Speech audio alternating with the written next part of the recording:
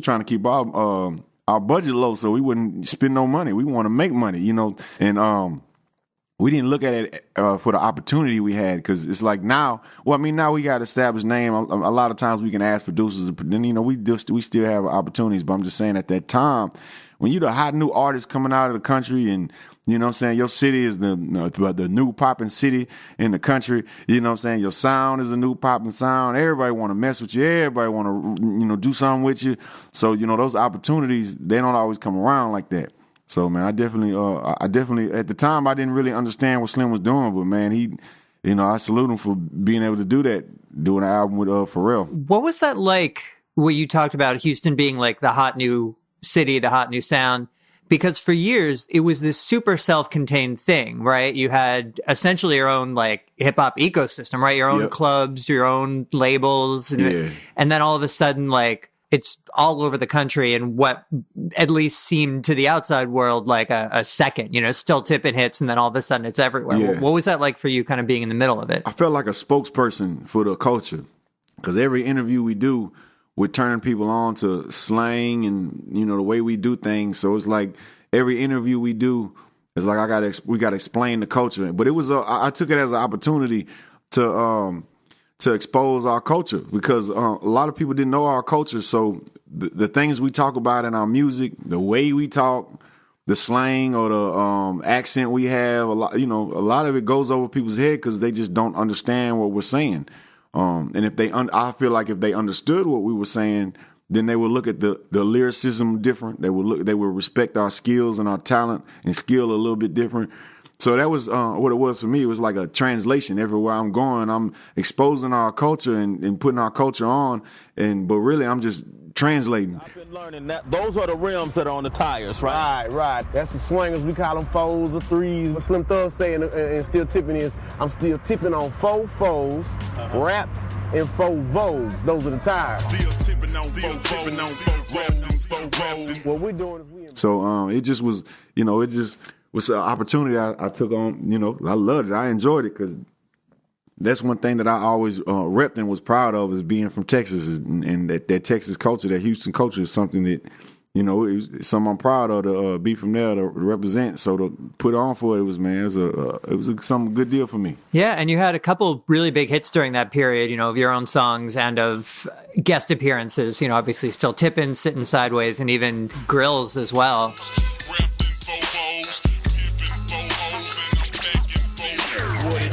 Wow, I'm the people's champ. My chain light up like a lamp, cause now I'm back with the camp.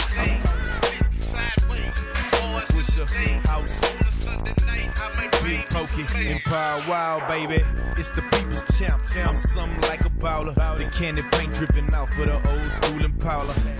You Had a whole top diamond in the bottom rose gold. What it do, baby? It's the Iceman Power Wow. I got my mouth looking something like a disco ball. I got the diamonds in the ice out. Hand said I might cause a cold front if I take a deep breath. Huge singles. Yeah, man, it's a blessing, man. And we always joke about Well, also I have to ask, is it true that you really filmed the Grills video the day before your wedding? Yep. Yeah. They were trying to take me to Magic City. It was like, how you get married tomorrow? We take you to Magic City. Come on. Well, I had to get back home to baby. Yeah, man. Yep. Matter of fact, the Grills story was a little crazy, man. Even when we recorded it, it was the day of the Hurricane Katrina relief concert they had in Atlanta. So it was a big ass concert. I flew down there, landed at 9 o'clock in Atlanta. Did my verse. Flew out at 4 in the morning, 5 in the morning the next day. Just nonstop in the studio. We stayed in the studio till we were done and went to the airport. So it was Usher was in the studio at the time, Jermaine Dupri, Nelly, everybody was there. So it just was an amazing time, man. I was very humbled to be there at Southside Studios, where they got 1,000 platinum plaques on the wall. You got 5 or 6 diamond plaques. You know, shit, you don't just get a diamond plaque, and Jermaine Dupri got a few of them. Yeah. So it was man, it was very, it also was a little intimidating at times to think damn, man, I how am I going to hold my own amongst these heavyweights? But I knew God, put me there for a reason. He didn't put me there to strike out. So it was like, hey, man, I got to do what I got to do. Yeah. And, speaking of Grills, that leads into something else I wanted to talk about, which is the business side of what you do. Yeah. Your jewelry business, the one you have with TV Johnny. Hey, TV Johnny, I'm the king of all bling. Diamond on my neck, on my wrist, on my ring. Diamond in my grill, man, I'm so real. Rest in peace to MC, man, he's so trill. How dependent is that on your rap career? I guess what I mean by that is, like, do you have to stay in the spotlight as a rapper in order to help out your jewelry business? I think definitely the more I'm in the spotlight, it definitely helps the jewelry business out more, but it can sustain itself without me at all. Even if I was to stop rapping, period, or if I didn't have any ownership or partnership at all with the jewelry store or jewelry business at all, it still would be a success and would make a lot of money. But definitely we do see an increase of everything, of sales, of the visibility of everything. Our presence is bigger, everything, whenever, we got music out, and especially when it's hot music. Right, because Grills, when Grills was a hit, you guys were selling, like you said, 450 grills a day. Yeah, Grills was a straight commercial for us. That's why I love Nelly, man. I love Nelly, man. Shit. Well, yeah, man, it was it basically was, that's how it was, man. It was a commercial for us, man, and that's how it is now, too, because this is me, my music, my album is out, and that give me an opportunity to be here talking to you. Otherwise, I might not be in New York, you know what I'm saying? But I'm here, and I'm talking to you, and then we talking about grills. So, You know what I'm saying? It just is for real. Like, it's it's just a way to expose all the products. I put a spotlight on all the products that I'm down with, I endorse, or that I own, or, whatever. So the music definitely is a big part of that. I looked at it, and I realized that a while back that, because I always have been someone who had multiple hustles or multiple investments, but I realized and I recognized that definitely having the music out. So it's not like I realized that I wasn't going to retire from music and do some other stuff. It was going to always be, I'm going to keep making music, but I'm going to have other investments too. But the music got to keep coming too, because the music promote everything. When you got a new album out, even if the album is whack, if you got a whack album out, the fact that you got an album out puts you in front of people that you wouldn't have been in front of previously. You can do album release parties. You got new songs to sing. You got a video to promote. You can do a bunch of interviews, so it gives you an opportunity to put a microphone and a spotlight on you.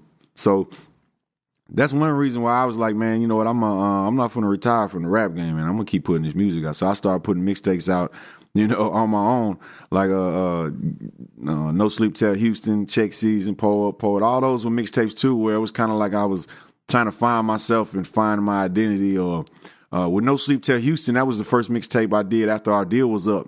And so it was like, for me, it was like, it meant something. No Sleep Till Houston. I got to go back to my roots, where this all started. And I got to find myself. I got to find the balance of, the old Houston with the new generation, with how things have changed, how we can hold the torch and carry on the traditions we have, but at the same time, allow new people to have a chance to do their thing and allow Houston to have a opportunity to have, new flavors and stuff. Got me 2 cups of drink, 2 cups of drink, buzz. I'm Power Wow, baby, call me 2 cups.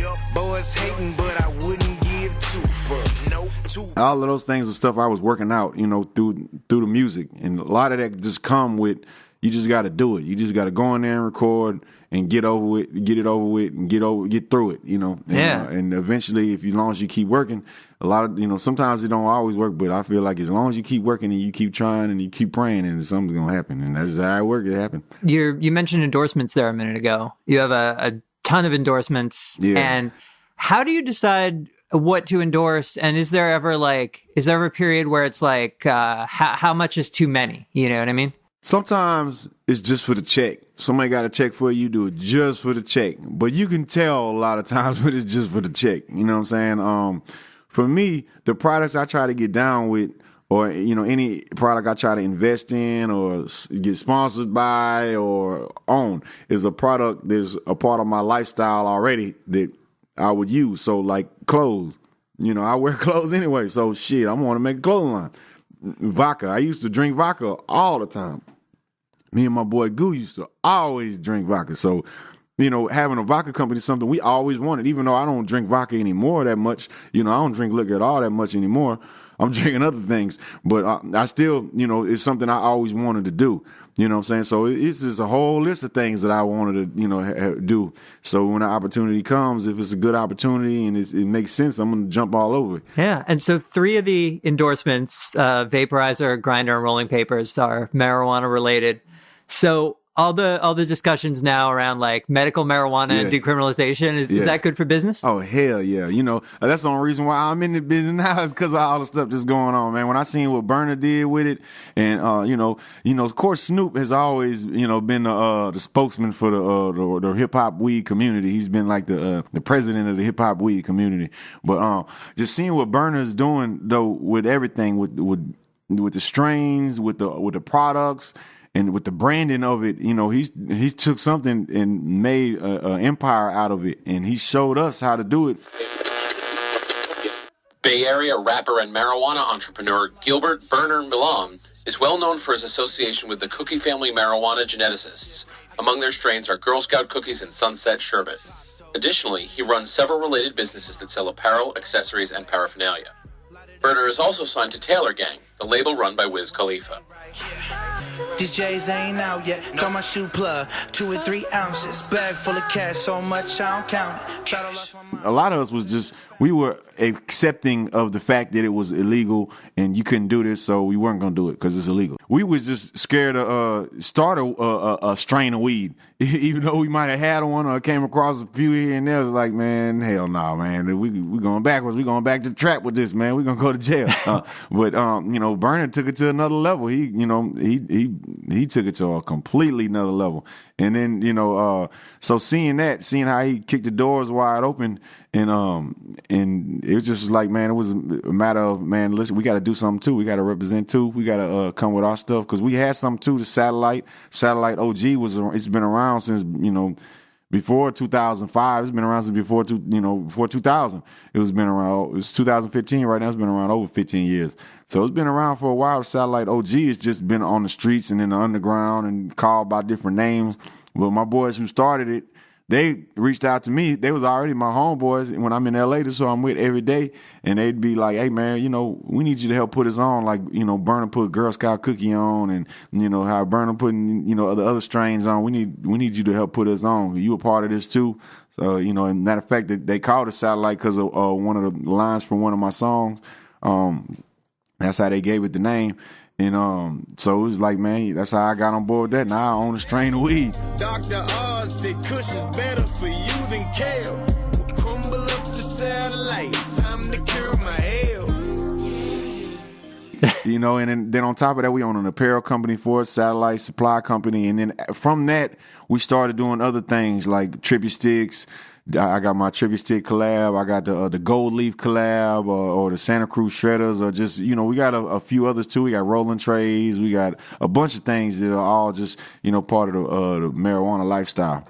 It seems like you're always looking for new opportunities and kind of unique things to do. I noticed, I think it was 2009, you were, as far as I could tell, the first person, maybe you can correct me if I'm wrong, to film a music video on an iPhone. Yeah. Was that your idea? Or? Well, I always had wanted to be the first at a lot of things. So, for instance, if someone says anything, it's never been done, I'm going to sign up. Okay, I'll do it. That's, if you want to get me to do something, just tell me it's never been done before, and I'm going to try to do it. So, my homeboy Amir, who was, he had shot Old Girl, that video. Old Girl, he shot that one. He shot a few of my other videos. He worked on some of them with, my boy Dr. Teeth. And, so, he came to us with this idea. It was like, hey man, iPhone got this new, some new camera stuff where it's the same quality as, the cameras we use, and you can, edit it and it's going to look like a good video.